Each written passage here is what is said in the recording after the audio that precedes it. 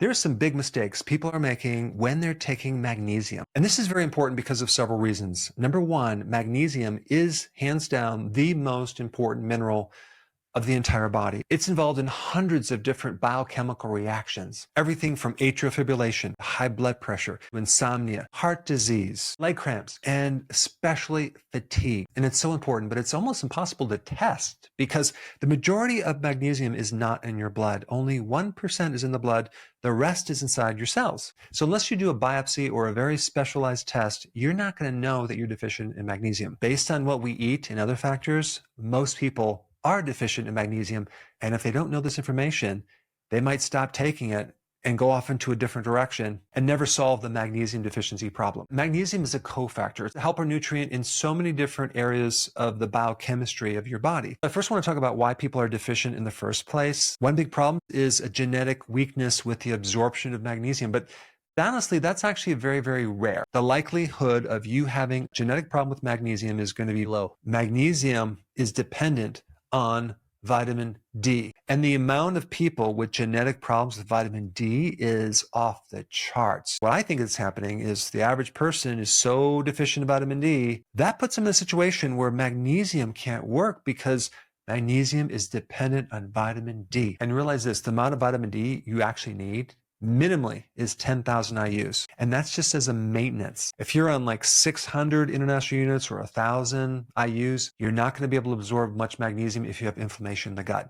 Another reason is low stomach acid. You need that acidic stomach to absorb minerals, especially magnesium. How does one know if they don't have enough stomach acid? Indigestion, bloating, heartburn. All of those indicators mean that they need more acid to help you absorb magnesium. If you're a pre-diabetic or a diabetic, or you've been eating a lot of carbs for a period of time, you have a problem with insulin. And that could be the reason why you're not absorbing magnesium, because a lot of nutrients depend on normal insulin working in the body. The best source of magnesium is magnesium glycinate. You get absorption like 80% with that glycinate. Plus the glycinate helps people sleep and it helps them calm down, helps them relax. If you have too much calcium in the body and not enough magnesium, you're going to get cramping in your calves. You're going to get high blood pressure. You're going to get arrhythmias because magnesium controls calcium. Too much calcium causes contraction. It raises blood pressure. And check out what happened to this person with blood pressure problems when they took magnesium. I have to say that the first time I've actually had any meaningful relief from the pain is taking this high dose of magnesium and vitamin D. So it's made a huge difference. And that wasn't even really what it was intended. It was intended for the blood pressure, but I think when your pain is alleviated, then your blood pressure will go down. And now I've reduced the dose, so I don't take 800, I take 600 of the magnesium, and I take 20,000 of the vitamin D. And the bonus to the whole thing, as the magnesium and vitamin D has had this calming effect on the inflammation in my body. So it's still there, but nowhere near the levels as what they were before I did this test. So I'm thrilled. Interesting, isn't it? Okay, let's continue.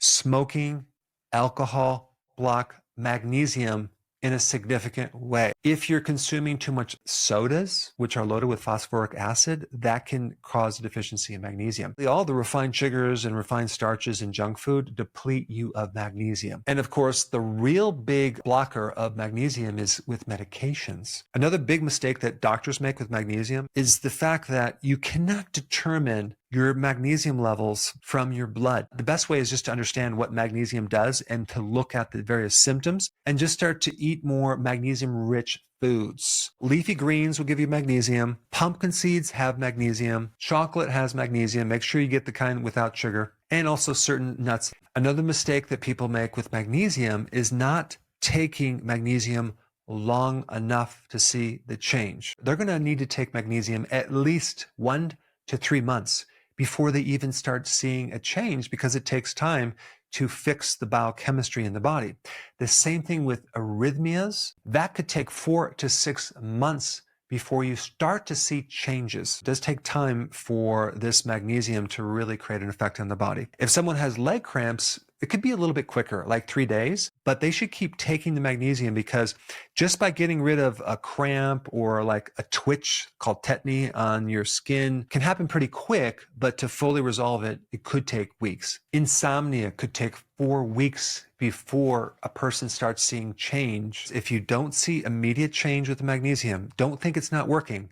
It's just taking more time. If you have any digestive problems, constipation, diarrhea, that means you don't have the right microbiome, and that can greatly affect your ability to absorb magnesium. If you go through a lot of chronic stress, that could be the reason why the need for magnesium is very, very high. If you do a lot of exercise and you're an athlete, you need a lot more magnesium than the average person. The normal RDAs for magnesium, like 400 milligrams, might not be enough to create a therapeutic effect. You might need a lot more to penetrate some of the barriers that are in your body. 800, 1200, or even 1600 milligrams every single day, especially if you're dealing with something that's affecting you like right now and you want to see change. What you can do is take it in a powder or a tablet and then spread it out through the entire day. Don't just take 1600 in one sitting, because your body can only absorb a certain amount. Take it and spread it out through the day. It'll be much better absorbed. And it wouldn't hurt to, at least one of the times that when you take it, is to take it with a tablespoon of apple cider vinegar and water with a straw,